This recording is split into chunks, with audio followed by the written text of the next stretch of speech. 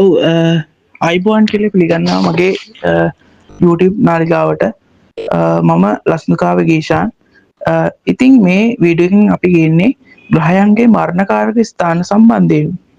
ඔව් ඔයාලා තම්බ්‍රේල් එකේ දැක්කා වගේම අපි කතා කරනවා ග්‍රහයන්ගේ මරණකාරක ස්ථාන සම්බන්ධයෙන්. ඉතින් මරණකාරක ස්ථානයක් කිව්වහම කියන්නේ කෙනෙක් මිය යන ස්ථානයක් ගැන නෙමෙයි ග්‍රහයන්ගේ මරණකාරක ස්ථාන කියන්නේ.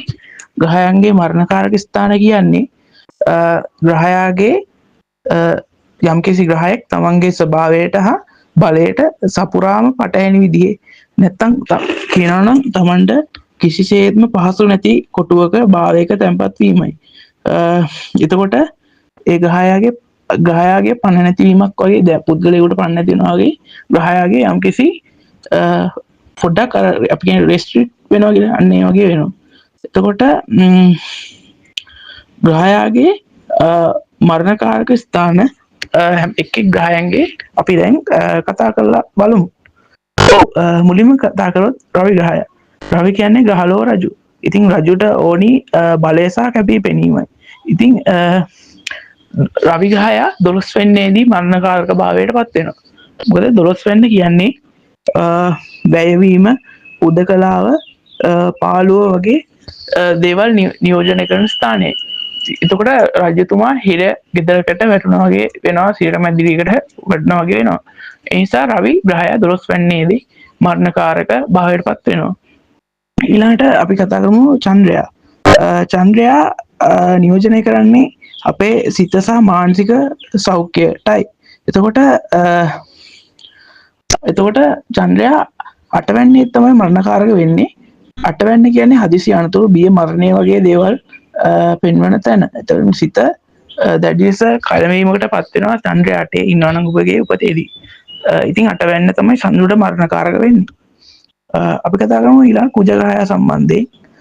කුජ කියන්නේ සටන්කාමී රණශූරයෙක්. ඉතින් සටන්කාමී රණශූරයාට 7 වෙනිදා තමයි මරණකාරක වෙන්නේ.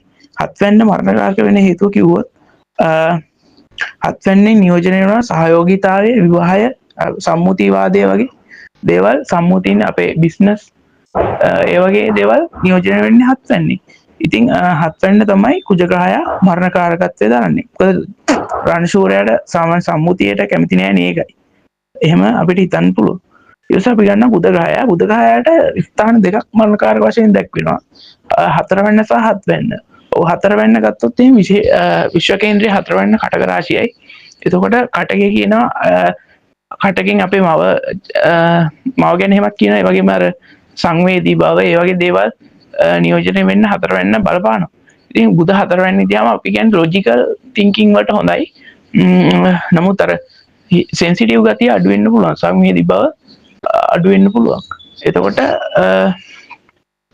අංග මරේවල් වල කියලා කාඩ් ගහන්න නිසාවනේ මේ වගේ තමයි කාඩ් ගහන්න බලන්නේ මලගල් වල. ඒ වගේ අයගේ බුධ 4 තියෙන්න පුළුවන්.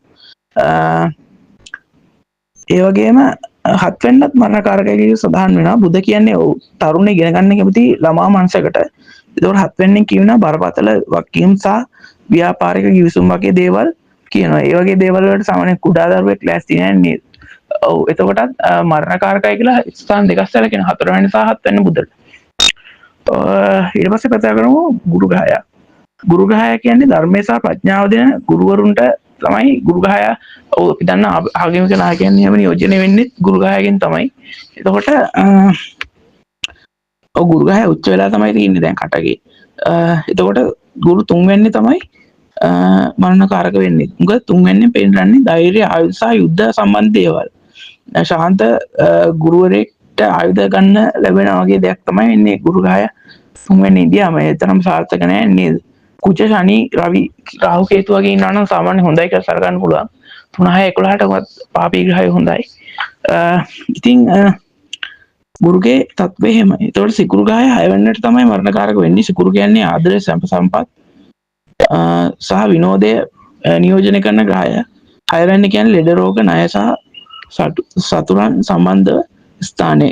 එතකොට එතනට ආදරයට ඉඩක් නැහැ. ඒකින්ද සිකුරු ග්‍රහය 6 වෙනිදේදී මරණකාරක වෙනවා කියලා කියන්න පුළුවන්. ශනි ග්‍රහය. ශනි හෙවත් සෙනසුරු. පළවෙන්නවත් ලක්නයට තමයි මරණකාරක වෙන්නේ. ප්‍රමාදය හා දුක නියෝජනය කරන සෙන්සුරු ග්‍රහයා කෙනෙක්ගේ පෞරුෂය නියෝජනය කරන පළවෙන්නට එහෙම මරණකාරක වීමක් විදිහට හඳුන්වනවා සෙන්සුරු ග්‍රහයාගේ. එතකොට ඒක වගේ ශනිකේන්දියොත් එහෙම වෙනත් පාපී දෘෂ්ටි බලපෑම් මෙහෙමත් තියෙනවා අනිවාර්යයෙන්ම උද්‍යෝගය සහ ආත්ම විශ්වාසය සම්බන්ධයෙන් ගැටලු ඇති කරනවා. අවසාන වශයෙන් අපි කතා කරමු රාහු ග්‍රහය සම්බන්ධයෙන්. ඔව් රාහු ග්‍රහය නම් වෙනට තමයි මරණකාරක වෙන්නේ. රාහු කියන්නේ අපි කියන්නේ බවුන්ඩරිස් කඩන ඒ වගේම මායා ශක්තිය ඇති ග්‍රහයෙක්. රාහු අසුරයා කියලා එහෙමත් සඳහන් වෙන්නේ රාහු ග්‍රහය. ඉතින් නම් වෙන්න කියන්නේ පින දහම සහ ආගම වගේ තැන්වල නියෝජනය කරන ස්ථානයයි. ඉතින් ඒ වගේ පින්වන්ත තැනකට රාහුගේ කැරරිකාර ස්වභාවය යම් කිසි මට්ටමකින් කන්ට්‍රෝල් වෙනවා කියලා කියන්න පුළුවන්. ඔව් ඉතින් ඒ නිසා රාහු ග්‍රහය නම් වෙන්නේදී මරණකාරකයි විදියට සැලකනවා. එතකොට කේතු ග්‍රහයට මරණකාරක ස්ථානයක් නැහැ. කේතු කියන්නේ කොහොමත් ලෞකික සම්ප සම්පත් වලින් මිදිලා මොක්ෂයවත් නිවන සොයන ග්‍රහයක් නිසා එයාට මරණකාරක ස්ථානයක් නැහැ.